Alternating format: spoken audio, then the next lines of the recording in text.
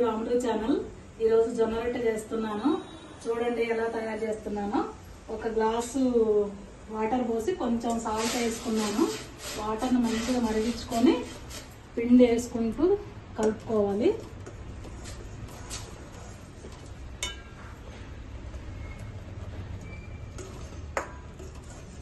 ఇవి పచ్చజొన్నల రొట్టె.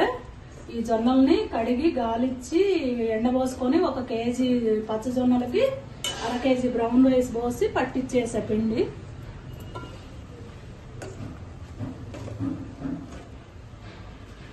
కొంచెం సిమ్లో ఉంచుకొని పిండి ఉడికించుకోవాలి.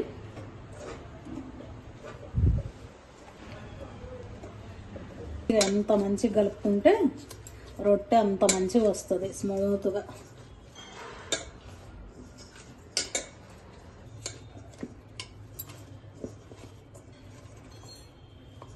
గోధుమ రొట్టెలాగా ఇట్లా లడ్డూలాగా చేసుకొని మంచిగా చపాతీ పీట మీదనే చేసుకోవచ్చు ఈజీగా.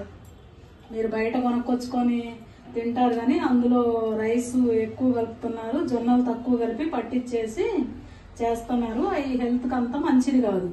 ఇట్లా మీరు చేసుకొని తింటే చాలా టేస్టీగా మెత్తగా బాగుంటాయి జొన్న రొట్టెలు.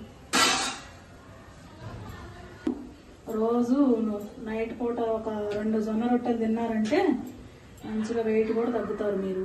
జొన్న రొట్టె చేత్తోనే కాకుండా ఇట్లా చపాతీలాగా పీట మీద కూడా చక్కగా రౌండ్ చేసుకొని మంచిగా నెయ్యి వేసి కాల్చుకోవచ్చు. ఈజీగా చేసుకోవచ్చు మీరు కూడా. ఏంటంటే అటు తిప్పుకుంటా మంచిగా చపాతీలాగే చేయొచ్చు. జొన్న రొట్టె కూడా ఈజీ, చాలా ఈజీ. మంచిగా కొంచెం నెయ్యి వేసి కాల్చుకుంటే హెల్దీ, మంచి టేస్ట్ కూడా బాగుంటాయి.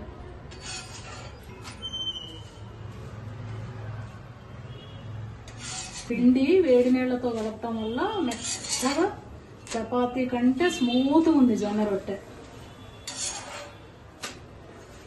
గుడ్డుగా జొన్న రొట్టె మంచి గాలింది, తీస్తున్నా.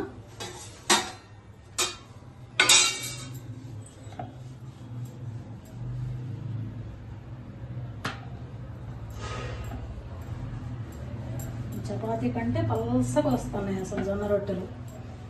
ఇంతకుముందు నాకు ఇట్లా చేయడం రాక నేను పూరీ ప్రెస్ మీదనే జొన్న రొట్టె చేసుకునేదాన్ని.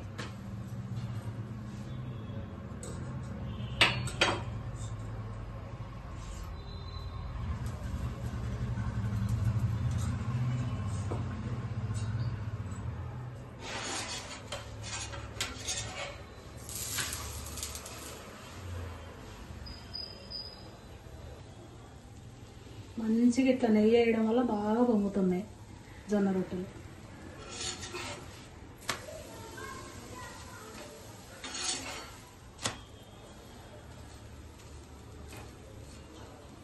హెల్దీ జొన్న రొట్టె రెడీ అయిపోయింది.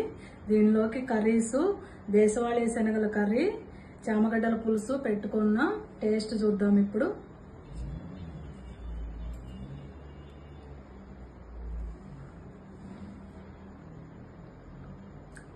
టేస్ట్ అయితే మామూలుగా లేదు, సూపర్గా ఉంది.